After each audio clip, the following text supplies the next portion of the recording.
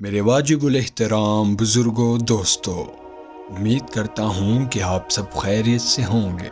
برے صغیر پاک و ہند میں مغلوں کا دور حکومت یعنی سنہری زمانہ کہلاتا ہے۔ نور الدین سلیم جہانگیر کا عدل مشہور ہے۔ اس نے اپنے محل کے باہر زنجیر عدل لٹکا رکھی ہے۔ کوئی بھی فریادی اور مظلوم اس زنجیر کو کھینچ کر بادشاہ سے انصاف حاصل کر سکتا تھا۔ اس سلسلے میں کسی چھوٹے بڑے کی تمیز نہ تھی۔ مہر النساء نور جہاں جہانگیر کی چہیتی ملکہ تھی۔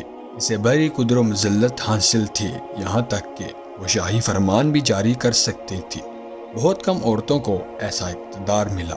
ایک دن نور جہاں اپنے محل کی بالکنی میں بیٹھ کر بیرون منظر سے لطف اندوز ہو رہی تھیں۔ ایک شامت کا مارا راہگیر محل کے نیچے سے گزرا۔ اچانک اس کی نظر نور جہاں پر پڑی تو وہ دیکھتا ہی رہ گیا۔ نور جہاں نے اسے گستاخی سمجھتے ہوئے اس راہگیر پر تیر چلایا اور اسے مار دیا۔ مرنے والا راہگیر ایک دھوبی تھا۔ اس کی بیوی کو خبر ہوئی تو وہ سر پیٹ کر رہ گئی۔ وہ بیوہ ہو گئی تھی۔ اس کے بچے یتیم ہو چکے تھے۔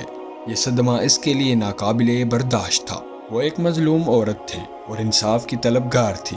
اسے بادشاہ پر پورا اعتماد تھا، چنانچہ اس نے محل پر پہنچ کر زنجیر عدل کھینچی۔ جہانگیر نے اس کی فریاد سنی اور اسے مکمل انصاف کا یقین دلایا۔ جہانگیر نے ملکہ نور جہاں کو دربار میں طلب کیا۔ وہ ایک عام مجرم کی طرح پیش ہوئیں۔ جہانگیر نے نور جہاں کا بیان لیا۔ اس نے اعتراض کر لیا کہ وہ واقعی قاتلہ ہے۔ اس نے راہگیر کو قتل کیا ہے کیونکہ اس نے گستاخی کی تھی۔ جہانگیر نے دربار کے قاضی سے پوچھا کہ اس معاملے میں شریعت اسلامی کا کیا حکم ہے۔ قاضی نے فتویٰ دیا کہ شریعت میں قتل کی سزا قتل ہے۔ جہانگیر نے قاضی کا فتویٰ سن کر فرمان جاری کیا کہ مجرم کو گرفتار کر لیا جائے اور اسے پھانسی پر چڑھا دیا جائے۔ شاہی فرمان سن کر دربار میں سناٹا چھا گیا۔ ملکہ نور جہاں کو گرفتار کر کے لے جایا گیا اور اس نے کہا کہ شریعت قتل کے بدلے خون بہا کی بھی تو اجازت دیتی ہے۔ اس پر جہانگیر نے دوبارہ قاضی سے فتویٰ پوچھا۔